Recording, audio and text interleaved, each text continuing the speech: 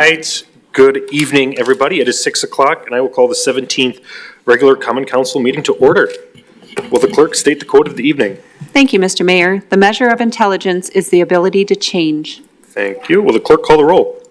Alderperson Ackley. Here. Alderperson Decker. Here. Alderperson Feldy.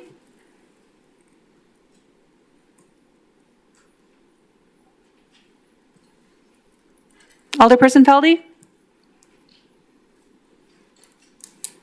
We'll come back. Alderperson Flicky-Pineski? Here.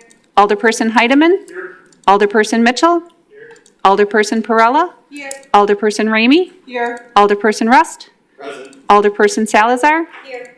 Alderperson Feldy? She raised her hand. She did? Yeah. Okay. She appears to be online. Okay, thank you. There are you. 10 present. Thank you. And if you're able, please stand for the Pledge of Allegiance. I pledge allegiance to the flag of the United States of America and to the republic for which it stands, one nation, under God, indivisible, with liberty and justice for all.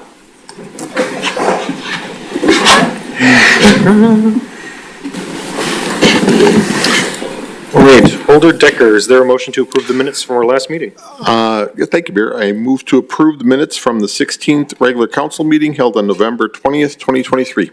Second. Moved and seconded. Any discussion on the minutes? Seeing none, all those in favor state aye. Aye. Any objections? Minutes are approved. Next, resignation, City Attorney. There is one resignation. William L. Bulson resigns from the Mead Public Library Board of Trustees. Thank you. Alder Decker. I move to accept. Second. Moved and seconded. Any discussion? Seeing none, all those in favor state aye. Aye. Any opposition? All right, that is accepted. Next, mayoral appointments, City Attorney. The mayor hereby submits the following appointments for your confirmation. To be considered for appointment to the Business Improvement District Board of Directors for the 2024-2025 term. Katie Gladusky from the Weil Center, Marlo Testweed from H.C. Dennison, David Gass from Rhodey Dales, David Hondo Hanneman from GM's, Jackie Erdman from Above and Beyond Children's Museum, Andrew Jacobs from EOS, and Ryan Sorensen, Mayor, as the City of Sheboygan representative. Thank you. Those will lay over. Next, mayoral appointments, City Attorney. Next, pursuant to the requirements of Section 7.30 of the Wisconsin statutes, the mayor herewith submits for your approval the list of nominations for election inspectors for all elections in 2024 and 2025. The aforementioned section of the law stipulates the manner in which the election official shall be chosen, and the mayor tenders those appointments as follows to retain as much seniority and experience as possible while complying with state law. That will lay over. City Attorney, continuing with mayoral appointments. The mayor hereby submits the following appointments for your confirmation. Jim Hollister to be considered for appointment to the Mead Public Library Board of Trustees. Thank you. That will lay over as well. Next, item number 8, confirmation of appointments, City Attorney. Pursuant to Section 2-550B of the Sheboygan Municipal Code relating to the position of Director of Human Resources and Labor Relations, the mayor and the city administrator recommend that Kelly Hendy be appointed as the Director of Human Resources and Labor Relations for the city of Sheboygan. All right. Alder Decker. Thank you, Mayor.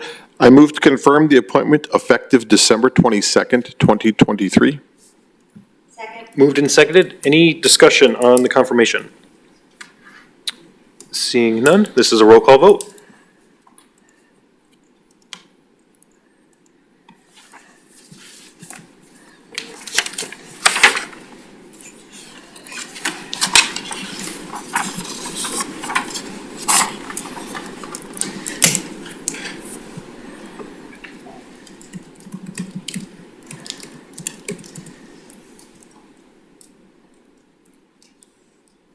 Alder Feldy? She dropped off? Okay. There are 9 ayes. All right, that's approved. City Clerk, anyone for public forum this evening? Yes. The first person that signed up is Jim Van Akron. All right, Mr. Van Akron, if you could come to this podium and state your name and address, please, and then you'll have 5 minutes. My name is Jim Van Akron. I live at 432 Lincoln Avenue here in the city of Sheboygan. I'm here tonight to ask you to adopt the resolution to develop a complete streets policy, which is item 38 on your agenda. I am the chairperson of the Sustainable Sheboygan Task Force. However, I do not speak for the task force on this issue. The Complete Streets Initiative is consistent with the Common Council's resolution establishing the purpose of the Sustainable Sheboygan Task Force, specifically to create and maintain a sustainable Sheboygan, and doing so to address such issues as climate change and environmental stewardship. Complete Streets is also consistent with the sustainability vision statement that the council accepted and filed last month. Specifically, if implemented, it utilizes federal funding to implement sustainability improvements. The Complete Streets process also engages and informs the public on sustainability plans. It helps develop the infrastructure for low-carbon transportation modes, including expanding and improving the safety of biking and walking. It will help our air quality and develop green infrastructure, such as rain gardens adjacent to our streets, which helps address stormwater issues. My only criticism of the resolution is that the resolution came to you without input from the Sustainable Sheboygan Task Force. This is exactly the type of policy that the task force should be involved with, but we were not made aware of this until after the fact. That is why I said at the beginning I do not speak for the task force. I do speak for the task force when I say we look forward to working more closely with city administrative staff in creating a comprehensive sustainability action plan. Thank you.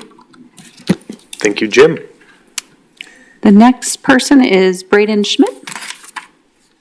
Mr. Schmidt, if you could state your name and address, please, and then you'll have 5 minutes. Braden Schmidt, 2118 North 3rd Street. So I'm also here to comment on the same item, number 38, on your agendas for Complete Streets, which I am in favor of. And I first wanted to thank everyone at the DPW who's worked to get people involved, especially for community input to this point. Seeing the effort that's gone into the outreach, whether it be at the farmer's market, the dedicated landing page on the website, the dedicated email list for people who wanted to sign up and get updates, that's made a huge difference. And I wanted to give a couple of examples of how other communities have done Complete Streets in ways that are great and ways that are less great, and kind of understand how I think we should learn from those experiences that they've had. So one example is Hyattsville, Maryland. They had what was considered by the American Society of Engineers as one of the 2023 Outstanding Engineering Achievement Awards for this Complete Street project that they completed. It checked all the boxes of both a green and complete street, had sidewalk improvements, bike lane upgrades, safety, functionality, all the kind of buzzwords and things that you'd expect. And a few months after they received that award, someone was killed by a vehicle in a crosswalk there. Shortly after that, a crash analysis team was put together to go and understand what happened there. And what they immediately saw was that, well, yes, it checked all these boxes. There were sidewalks, there were bike lanes, there was a crosswalk. It did have the signage for it. There were a lot of things that were done that made it immediately obvious that the priority there was just to move cars, and everything else was just kind of addressing to the side of it. It successfully checked the boxes. It did not successfully create a safe place. You can compare that with Jersey City, New Jersey, which is a city of nearly 300,000 people. They haven't seen a traffic death in nearly 5 years.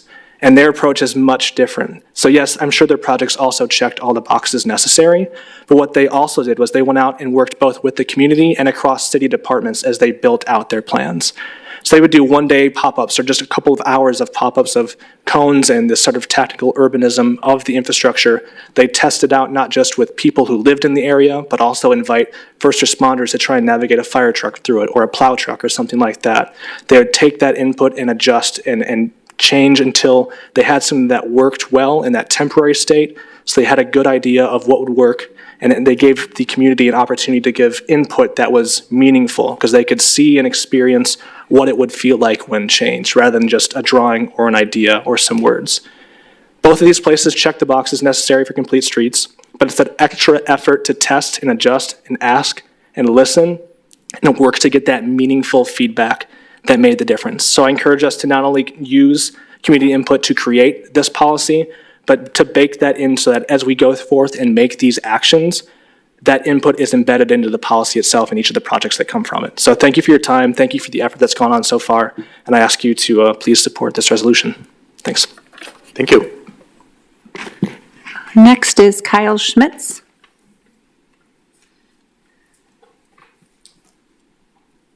All right, hi, my name is Kyle Schmitz. I'm at 2728 South Promenade Circle. I'm here to speak about agenda item 38 as well, the complete streets policy. My speech will not be nearly as well thought out or organized as those that have preceded me, but just want to speak to my experiences as a year-round bicycle commuter. I have been commuting year-round by bicycle for over a decade now in a number of different Midwest cities. A number of those cities have had complete streets policies implemented. I've been in Sheboygan for about 2 years now and have definitely seen plenty of areas for improvement. Beyond that, also my background is in physical therapy. My wife is an occupational therapist. I work a lot with adaptive equipment and meeting the needs of our public to make things more accessible. I see plenty of room for improvement in the city in terms of areas that could use sidewalks, areas that have existing sidewalks but need access to the sidewalks for other abled people. For myself as a cyclist, the current infrastructure in the city necessitates often that I either have to choose to add lots of times additional miles to my commute to take safe routes or travel on highly traveled, high vehicular traveled roads. So just looking for improvement in this infrastructure. There's definitely examples in this city of where those attempts are being made, and I think they're positive steps in the right direction. I'm a Southside resident. The work on Indiana Avenue recently is a fantastic example of steps in this direction. I think a complete streets project would be able to take those steps and amplify it to the city at large. So I do ask that you consider adopting this change. Thank you. Thank you. Anyone else, City Clerk? No one else this evening. All right. Just a few quick announcements from me this evening. So I know we have a good audience here tonight for the Complete Streets conversation, so I appreciate everyone for coming out on a beautiful Monday evening here in Sheboygan. So just a quick note on the Complete Streets discussion for those at home and here as well. If you do want to follow along, stay tuned in terms of what DPW will do for outreach and focus groups down in the future. Please sign up. We have a newsletter, email listserv that folks can sign up for on DPW's website. So please stay involved and stay engaged on that and sign up. Another item, winter parking rules are in effect. It is Wisconsin. We have had some snow already. So for further information regarding winter parking rules, I'll also refer you to the Department of Public Works website. And just a good rule of thumb is always park for tomorrow. So additional note too, People to People is looking for host families to host foreign exchange students for the next school year as well. So they looked for families that can host either middle school age students or high school age students for both short-term and long-term exchange programs. This is a great opportunity to get further connected with our sister city, Esslingen in Germany. So they're looking for host families. So if you want to host a student, contact People to People, and you can find their contact information on the People to People's webpage or their Facebook page as well. So those are just my quick notes for this evening. With that, we'll jump into our agenda. All right, first item, we have a hearing number 4/23/24 pursuant served and a notice published by the city clerk. There is a hearing scheduled this evening for the purpose of the vacation and discontinuous of the east-west alley east of North 9th Street, located at block 127 of the original plot. Is there anyone here this evening that wishes to speak on this item? Anyone wishing to be heard? Anyone wishing to be heard? Final call on this item. Anyone wishing to be heard? Seeing none, Alder Decker. Thank you, Mayor. I move to close the hearing. Second. Moved and seconded. Any discussion? Seeing none, all those in favor state aye. Aye. Any objection? The hearing is closed. Next, we have the consent items 13 through 21. Alder Decker. Thank you, Mayor. I move to receive and file all ROs, receive all RCs, and adopt all resolutions and ordinances. Second. Moved and seconded. Any discussion on any of the consent items? Alder Perrella. I just wanted a clarification on the number 19. So on that one, I understand that that is something that addresses the PFAS and PFOS that have been found, generally speaking, in Wisconsin. But did we have such findings in Sheboygan? So there are PFAS in Sheboygan, if that's the question, yes. The amounts that we've detected in Sheboygan are much lower, fortunately, than many other communities. However, by being part of this litigation, we can ensure that our interests are protected, both should more be discovered, and because it is still not entirely clear the extent of the negative impact and at the low levels that they may be found. So that is why our recommendation is to be involved with this. If we had had much more significant numbers, especially from a local company, like you may have seen, Wausau chose to pursue their own claims. That would make sense in a situation like that. But here, where the claim is more generalized, smaller amounts, and more generalized throughout the city, this is, I think, the proper way to handle the city's interests. And this is unrelated, however, is relatively a follow-up. The data on the presence of PFAS, regardless of how big, so those were shared already with us, correct? Were we aware of it as far as the presence of those results in the sewage?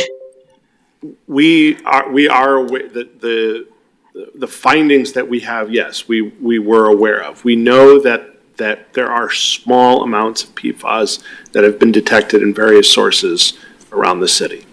We, as a common council, do we receive those? I can't remember that I've seen that, so that's why I was wondering. I know I have seen it in the water utilities reports, which do come to council for acceptance and filing. All right, thank you. Any other discussions on the consent agenda? Seeing none, this is a roll call. Oh, Alder Perrella. Yeah, just it's fun at the number 20. The service charge fee increase, is that something that we do? How often do we increase the service charge? Do we do that on annual basis, or, because I see the only changes are about the increase of some service charges? Jordan? Yes, this is done on an annual basis. And so around this time every year, we come back to you with this ordinance change, and then we have taken a pretty complex rate tool and used that to look at our expenses from this past year and anticipate expenses for next year, and then try to come up with a fair and equitable balance of rates. But yes, this is an annual thing that we have brought to you every year. Thank you for refreshing my memory. Anything else on the consent agenda? All right, call the roll.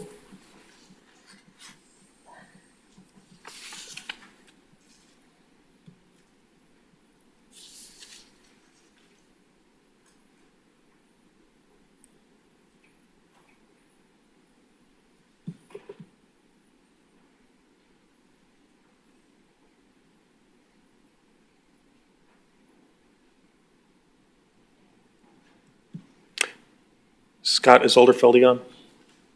Okay.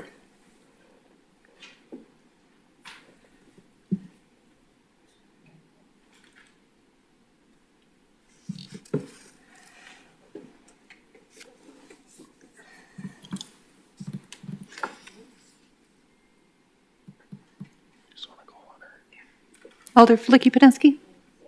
Yes, okay. There we go. We got it. 9 ayes. All right, those items are approved. Next, report of officers, RO number 762324 by the City Plan Commission, to whom was requested to consider recommending that the Common Council approve an amendment for the project plan and boundaries of Tax Incremental District number 17 at its meeting on November 14th. Alder Mitchell. Thank you, Mayor. I move to accept and file. It's been moved and seconded. Any discussion on this item? Seeing none, this is a roll call vote.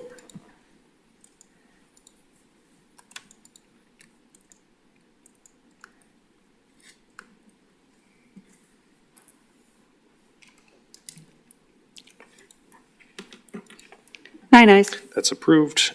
Item 23, report of officer number 752324 by the City Plan Commission, to whom was referred to consider recommending that the Common Council approve an amendment to the project plan and boundaries of Tax Incremental District 18 at its meeting on November 14th, 2023. Alder Mitchell. Thank you, Mayor. I move to accept and file. Is there a second? Second. Moved and seconded. Any discussion on this item? Seeing none, roll call vote again.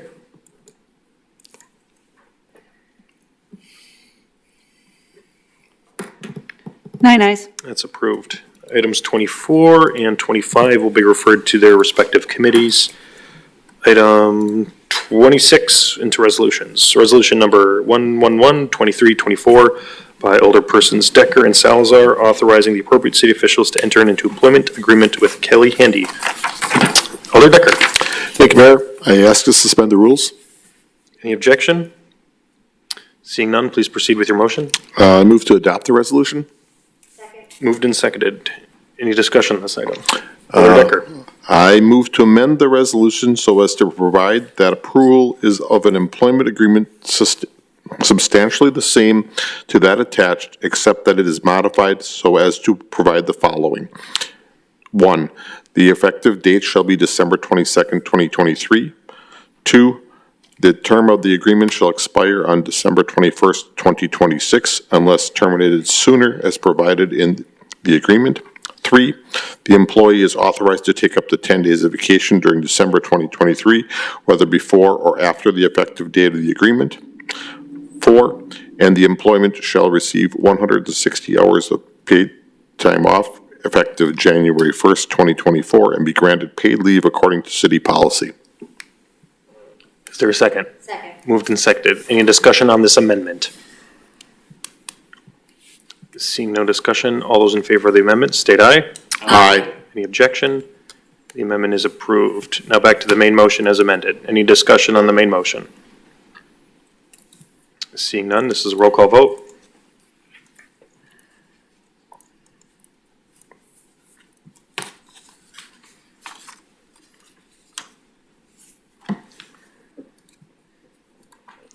Nine ayes. That's approved.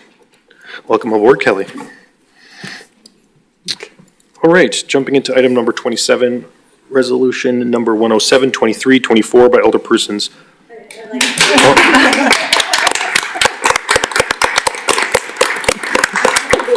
A delayed pause. Sorry we're late, Kelly. All right.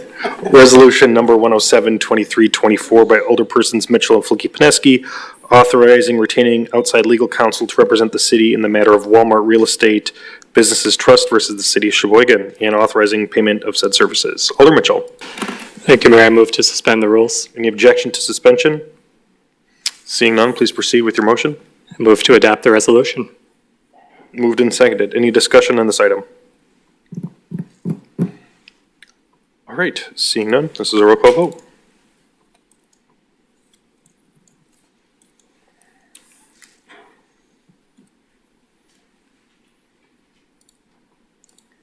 Nine ayes. That's approved. Item 28, resolution number 105-2324 by Alderpersons Mitchell and Flicky-Pineski, approving an amendment to the project plan and boundaries of Tax Incremental District number 17. Alder Mitchell. Thank you, Mayor. I move to suspend the rules. Any objection? Seeing none, please proceed with your motion. I move to adopt the resolution. Moved and seconded. Any discussion? Alder Prella.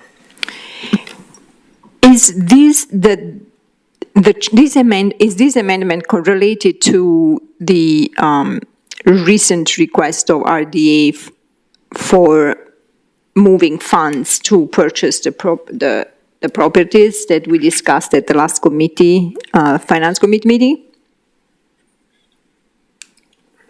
City Attorney?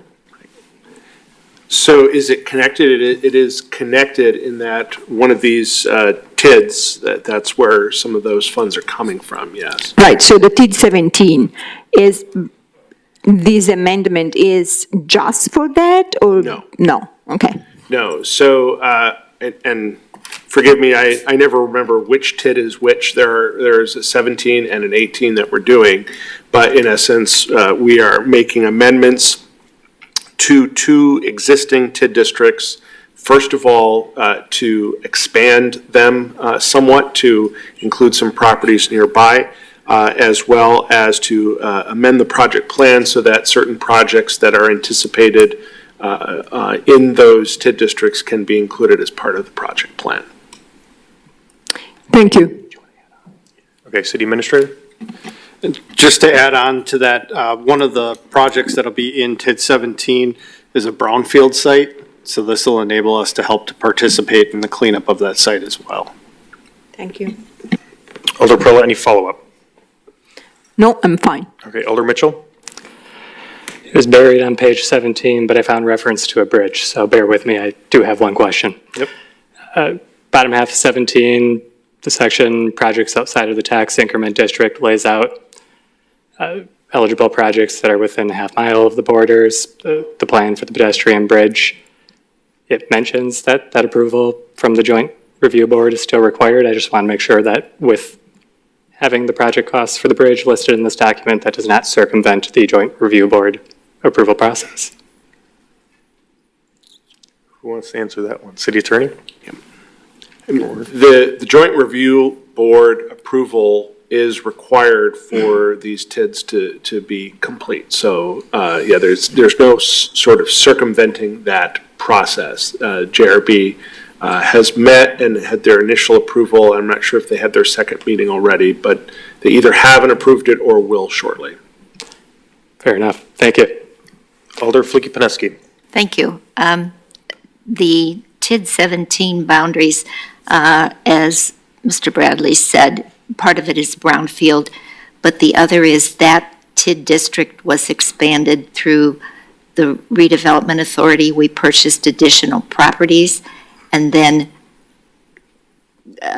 gathered all of those properties into one piece so that the developer could have one entity with whom to work, which is why we needed to borrow money. It will be paid back to the city through the TID. So it's a matter of making the project cash flow, making it cash flow expediently, and keeping the city whole and keeping the redevelopment authority whole.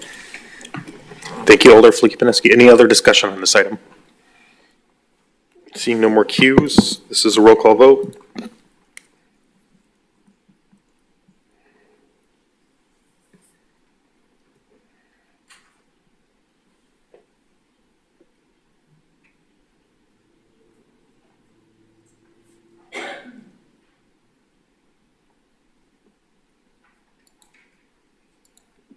Nine ayes. That's approved. Item 29, Alder Mitchell. Resolution number 106-2324 by Alderpersons Mitchell and Flicky-Pineski approving an amendment to the project plan and boundaries of tax incremental district number 18. Alder Mitchell. Thank you, Mayor. I move to suspend the rules. Any objection? Seeing none, please proceed with your motion. I move to adopt the resolution. Moved and seconded. Any discussion on this item? All right, seeing no cues, this is roll call vote.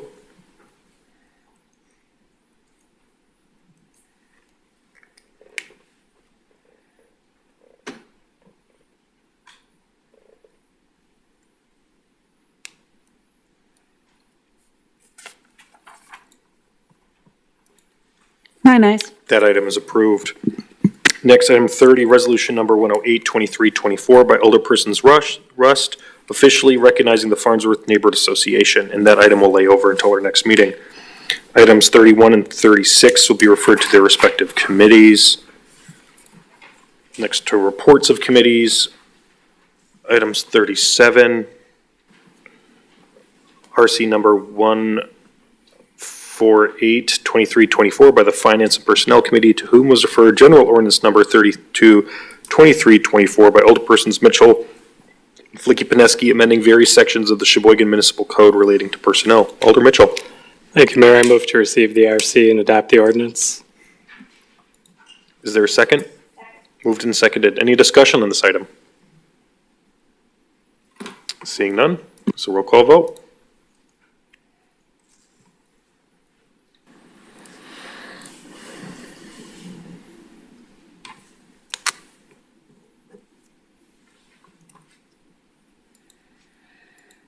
Nine ayes. That item is approved. Next, 38 RC number 1492324 by the Public Works Committee, to whom was referred resolution number 962324 by Alders Decker and Rust, directing staff to develop a complete streets policy to improve citizen accessibility in all forms of mobility within our community to increase safety, comfortability, and convenient travel while promoting public health and sustainable and environmental practices. Alder Decker. Thank you, Mayor. I move to receive the RC and adopt the resolution. Second. Moved and seconded. Any discussion on this item? Alder Prella.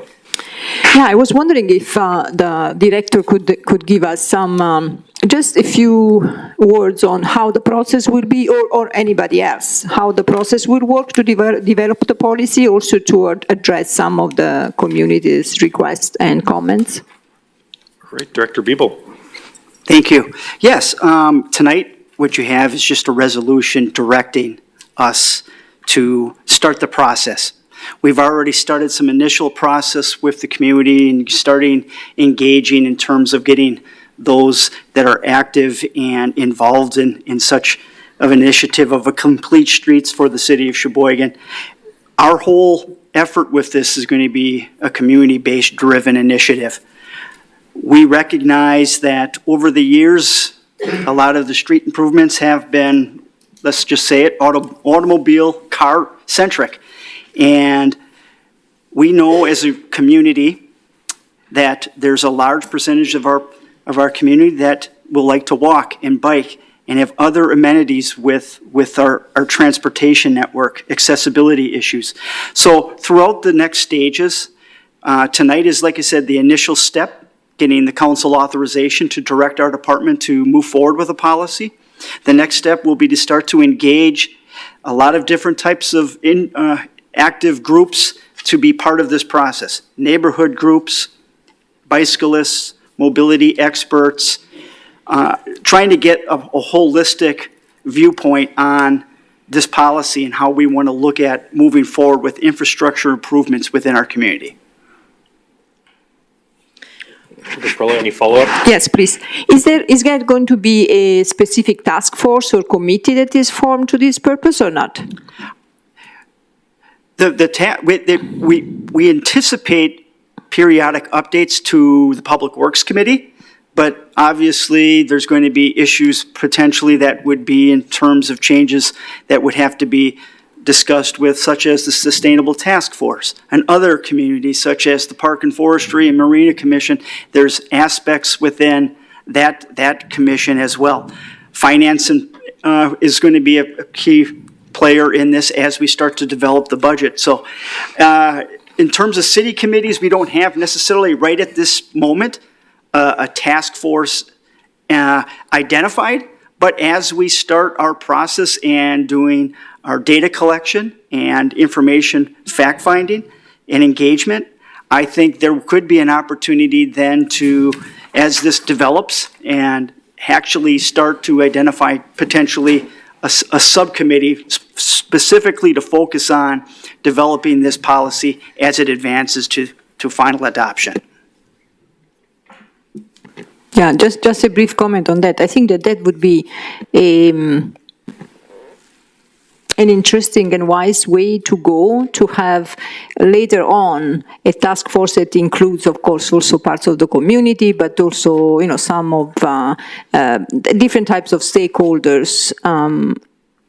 I think that would be a efficient way to look at this project. And finally, may I, Mayor? Yep. Timeline. let me just put it this way. We're looking to implement this development in the year 2024. Ideally, by the end of next year, we'd have a very good draft policy that we could implement for the 2025 construction season. Thank you. We've also we've applied for a Safe Streets for All grant through the Federal Highway, and it's pending for the second round. We're still in consideration for, it's about a $200,000 grant to help us develop and look at some of our higher stress corridors within the community. So we're waiting on that, and that grant will also help fund a lot of this effort as well. Alder Mitchell. Thank you, Mayor. I think tangentially some of my questions were answered. Just looking at the resolution itself, in the title, it does state that it's directing staff to develop a complete streets policy. It's my understanding that the title isn't necessarily the actionable portion. When we move down to the now therefore be it resolved, the Common Council reaffirms its commitment to complete streets, directs department staff to follow to the extent possible complete street concepts. It seems like we're starting with saying that we are directing staff to follow the policy we have not yet developed.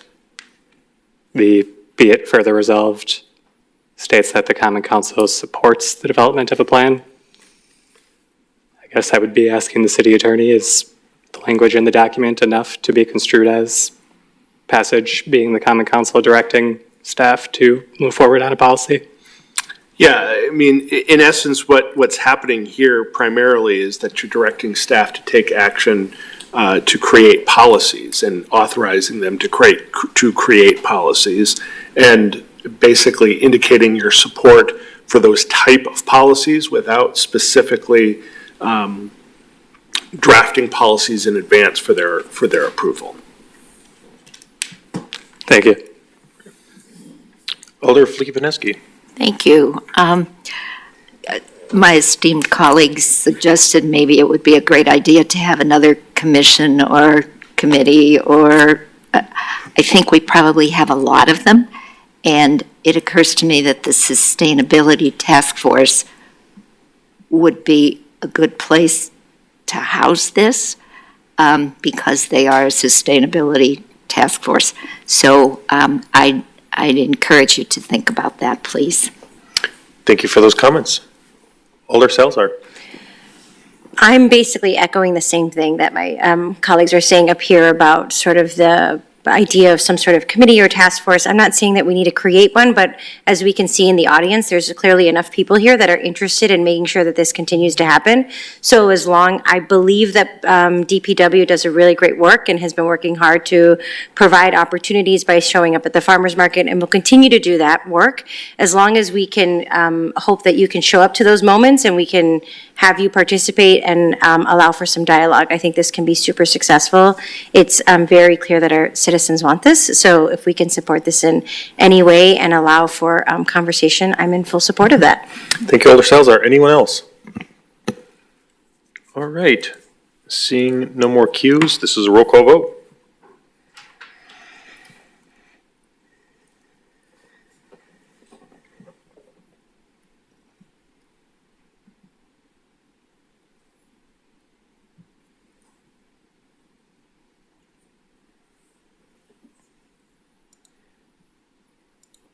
Eight ayes, 1 no. All right, that item is approved.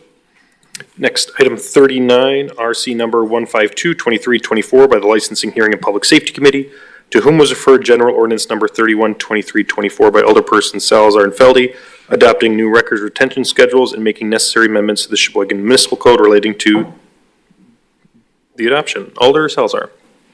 I move to receive the RC and adopt the ordinance. Second. It's been moved and seconded. Any discussion? Seeing none, roll call vote.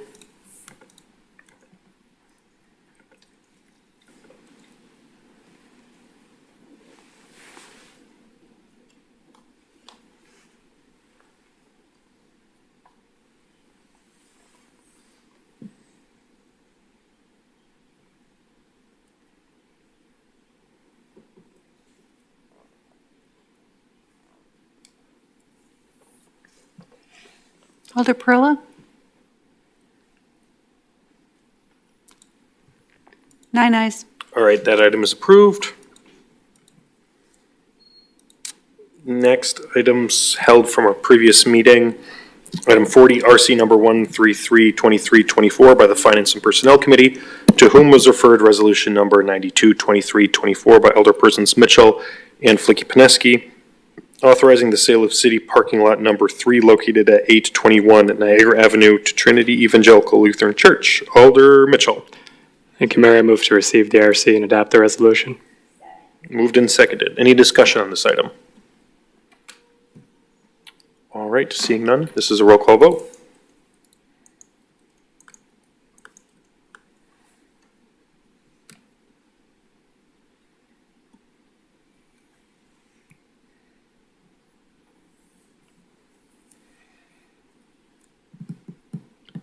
Nine ayes. That item is approved. Next, matters laid over, item 41, RO number 642324 by the City Plan Commission, to whom was referred resolution number 8523 by Alderpersons Mitchell and Perella, vacating an east-west alley located at North 9th Street, located in block 127 of the original plot. Alder Mitchell. Thank you, Mayor. I move to receive the RO and adopt the resolution. Second. Moved and seconded. Any discussion on this item? Seeing none, roll call vote.